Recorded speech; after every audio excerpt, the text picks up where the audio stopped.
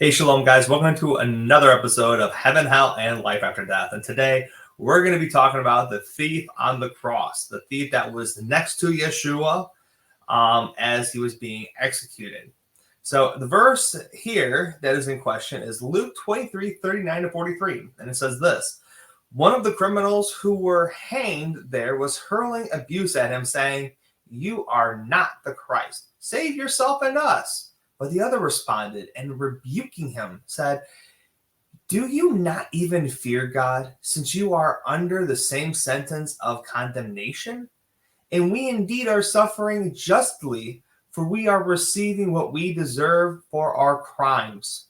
But this man has done nothing wrong." And he said to him, "Jesus, remember me when you come into your kingdom." And he said to him, "Truly I say to you, today you will be with me in paradise." So a lot of people, when they read this passage in Luke, and ironically, it's only in Luke, it's not in Matthew, Mark, or John.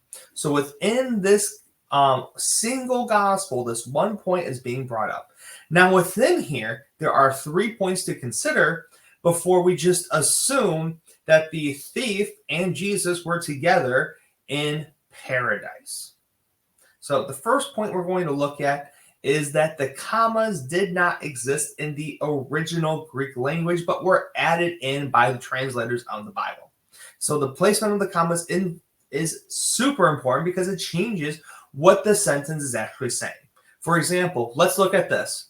"Truly I say to you, comma, today you will be with me in paradise." Or was it, "Truly I say to you today, comma, you will be with me in paradise"? The first statement implies that today will be with me in paradise, while the second sentence implies as I am telling you today or now.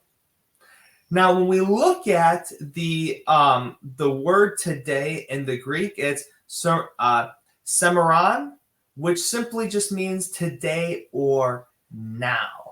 So this is what it simply means. Go ahead, pause the video, guys. You can see it is also Strong's number 4594. So if we are to understand, let's just assume that as I tell you, comma, today you will be with me in paradise. Okay, so he's talking about that day when Yeshua here is being executed. Today, now, you will be with me in paradise. Well, that's not where Yeshua went, right? Because we need to look at what happened to Yeshua after he died. So we have two examples. The first one comes from 1 Corinthians 15, 3 and 4, which says, "For I handed down to you as of first importance that I also received, that Christ died for our sins according to the scriptures, and he was buried, and he was raised on the third day according to the scriptures." So he was dead and buried, and then he was raised 3 days later. So where was he for these 3 days? Because it wasn't in paradise, because you can't be raised from paradise. Even when we look at the Apostles' Creed 12, it says, "On the third day he rose again from the dead and then ascended into heaven." So when he died that day, he was in the realm of the dead. In Hebrew, the word is Sheol, and in Greek, the word is Hades. He was in the grave. And as the Bible talks about, there is an unconsciousness that happens when you are in the grave. You await for the resurrection, just as Yeshua waited for the Father to resurrect him, as Romans 10:9 brings out. So since Yeshua descended into the grave, Greek Hades and Hebrew Sheol, we know for a fact that he did not go to paradise or heaven today. Now, the second point we need to consider: paradise versus heaven. So in Luke, it uses the word paradise. The bottom part, it says, "And he said to him, 'True I say to you, today you will be with me in paradise.'" Okay. In Revelation chapter 2, verse 7, it uses the word paradise again. "The one who has an ear, let him hear what the Spirit says to the churches. The one who overcomes, I will grant to eat from the tree of life, which is in the paradise of God." Now, when we read the Greek Septuagint of Genesis chapter 2, verse 8, it says, "And the Lord planted paradise in Eden towards the east, and sets there where the man being formed." Now, paradise here is the Greek Strong's number 3857, which means a park, a garden, or a paradise. So almost like a Garden of Eden type of idea. Not literally heaven itself, but it's the paradise that is talked about in Revelation and from the very beginning in the book of Genesis. Now, the third point to now consider. In John chapter 20, verse 14 and 17, it says this: "When she had said this, she turned around and saw Jesus standing there, and yet she did not know it was Jesus. Jesus said to her," well, Mary, "Woman, why are you weeping? Whom are you seeking?" Thinking that he was the gardener, she said to him, "Sir, if you have carried him away, tell me where you put him, and I will take him away." Jesus said to her, "Mary." She turned and said to him in Hebrew, "Rabboni," which means rabbi or teacher. Jesus said to her, "Stop clinging to me, for I have not yet ascended to the Father. But go to my brothers and say to them, I am ascending to my Father and to your Father and to my God and to your God."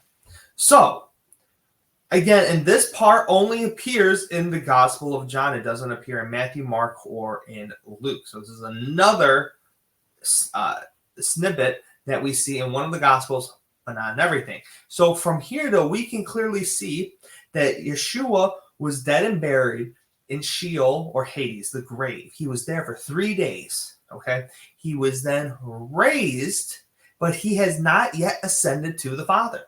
Now we have to ask ourselves this: where is the Father? The Father is clearly in heaven. So if Jesus has not gone to the Father, that means he has not gone to heaven, not even yet, right when he was being resurrected. So this shows again and proves that not only when he died, he was not in heaven, paradise, or with the Father who was not in heaven, paradise, or with the Father when he resurrected, only after he ascended to heaven to sit at the Father at his right hand.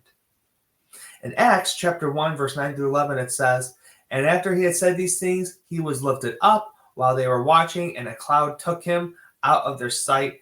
And as they were gazing intently into the sky while he was going, then behold, two men of white clothes stood beside him and said, 'Men of Galilee, why do you stand looking into the sky?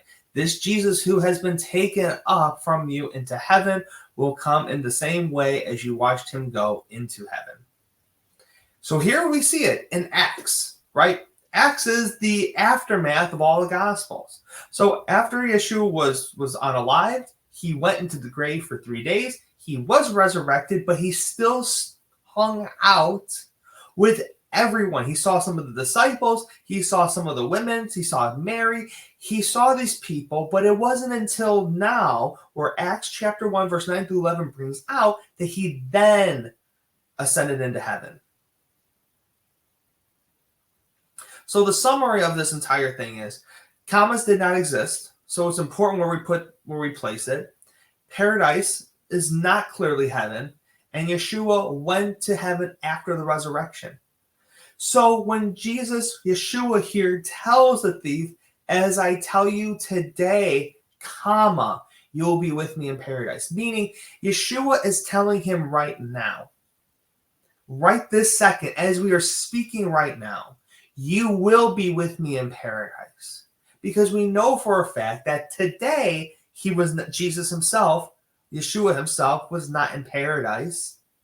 So if Yeshua himself was not in paradise, but he's going to be with him in paradise, clearly the man was not also in paradise with him. These are all things that are going to happen later on when Yeshua returns and he calls us from the grave. There is going to be a resurrection where we will get perfect bodies. And until then, the resurrection will happen. But for now, he is asleep within the dust of the earth. I hope you enjoyed this video. I hope this was a blessing for you. Please like, share, subscribe. Give us a comment. Tell me what you think of the video. I love to get the feedback. And with that being said, Shalom, everyone.